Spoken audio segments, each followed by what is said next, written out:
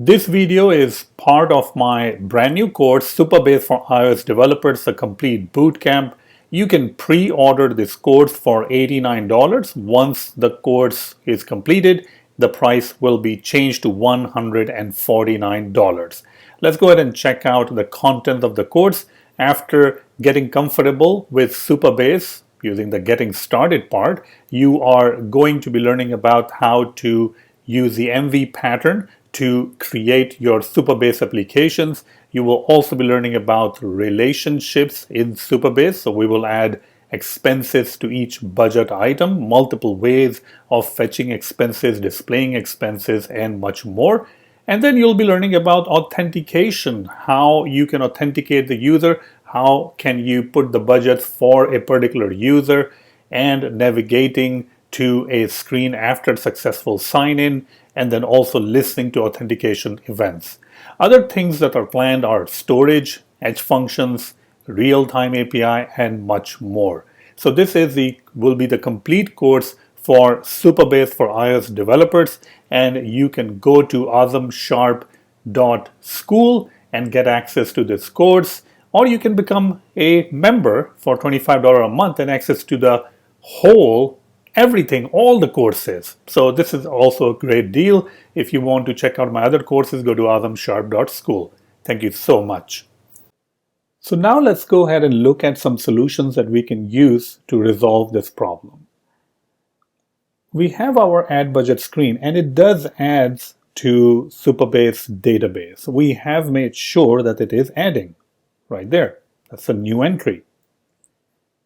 But the add budget screen is displayed in a modal, and it needs to tell the budget list screen that it has added. So there are multiple ways that you can use that. I mean, you can tell the budget list screen that you need to refresh or re-render yourself.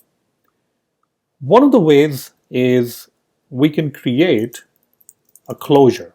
We can call it onSave, and you can pass in whatever you're trying to add. So budget. It's not really going to return anything, so we'll just say void over here. Since we added this extra property, closure, we need to update our preview to accommodate for that. So just gonna write the least amount of code to make it work. There we go. Okay. Now, where should we call this closure? So the whole idea of adding this closure is that once the add budget screen is done adding a new budget, we can transfer the budget and give it to or supply it to the caller through the use of the closure. So over here we can say onSave, and we can call new budget. We can pass in new budget. We also need to go back to our budget list screen and update this part. So I can say over here onSave. We'll get the budget. So I'll just rewrite it something like this, budget. I guess we can also use a trailing closure over here, but I'm just keeping it, like this. So once we have the budget itself, this is the newly added budget that we're going to get through the use of the closure. We can simply go ahead and add it to our budgets array. Add element, budget.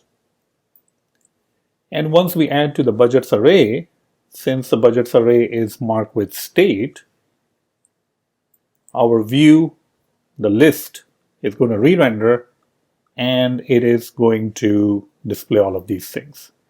Now, when the list is re-rendering, we also want to make sure that it's not really fetching all of this stuff. So let's go ahead and put over here task modifier, just to make sure that this particular thing is not going to get fired again. All right, very important, because we don't really want to go again and again to the server. So let me go ahead and remove that. Okay. Let's go ahead and save it. It should fire the first time. Okay, that's fine. I can remove that now. Add new. And let's say I'm going to say entertainment. Okay, maybe I'm adding a budget for entertainment, $250. Save. Okay, we got the entertainment, and our preview is nice and clean, which is also indicating that this task modifier is not fired, because if it was firing, it will, get all of these things. It will print out this. Now, right now I refreshed it, so obviously it's going to fire.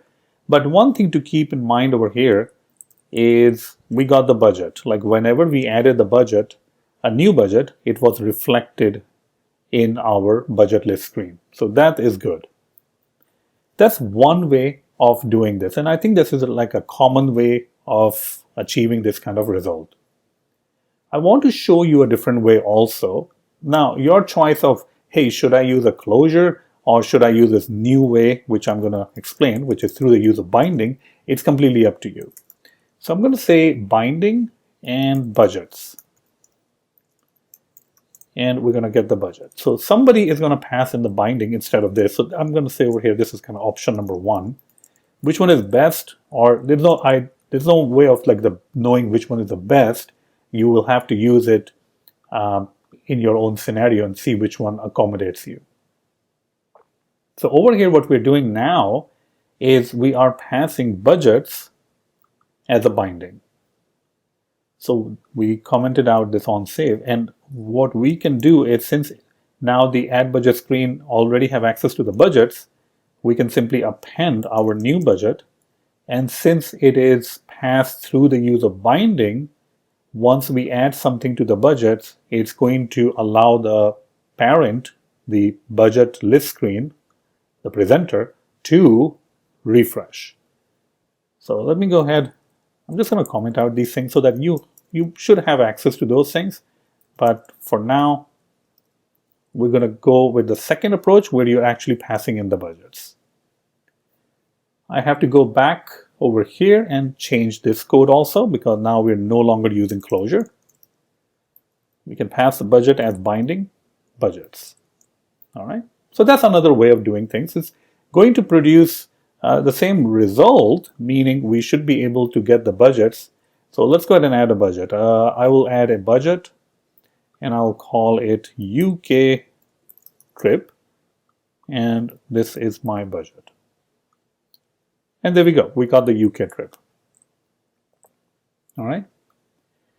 So you learn about how to pass through the use of binding. You also learn about how you can use the closure.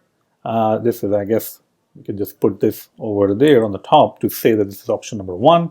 This can be like option number 2, which is using binding. All right. So you can use either or approaches.